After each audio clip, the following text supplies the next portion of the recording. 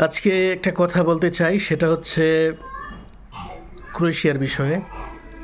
আপনারা অনেকেই জানেন, আবার অনেকেই জানেন না। যারা জানেন না তাদের জন্য বলছি, আর যারা জানেন তারা তো জানেনই।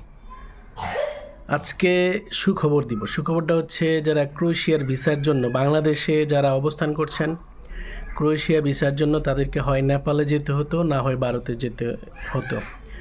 ভারতে যেতে গেলে অনেক টাকা খরচ হতো, আবার ভারতের ভিসা পাওয়া বেশ মুশকিল ছিল। একমাত্র নেপালের ভিসা সহজ ছিল, বাট নেপালে খরচ অনেক বেশি এবং খাবার দাবার এবং অনেক খরচ সেখানে থাকা। মানে আপনি যে ১ মাস, ১.৫ মাস, ২ মাস, ২.৫ মাস, ৩ মাস বা ৩ মাসের বেশি সময় থাকবেন, সেখানে প্রচুর কষ্ট। এই কষ্ট দিয়ে সেখানে থাকতে গেলে আরও আদার্স খরচ মিলে প্রায় ২ থেকে ৩ লাখ টাকা খরচ হয়ে যেত। সেই খরচ থেকে আসলে আমরা বেঁচে গেলাম বাংলাদেশিরা। ২০২৫ সাল থেকে ২৫ সালের জানুয়ারি অথবা ফেব্রুয়ারি থেকে ক্রোয়েশিয়ার যেই জমা দেওয়ার বিষয়টি রয়েছে, ওয়ার্ক পারমিট আসার পরে, সেটি এখন ঢাকা থেকে দেওয়া যাবে। বাংলাদেশে যে বিএফএস অবস্থান করছে, সেই বিএফএসের মাধ্যমেই পাঠানো যাবে।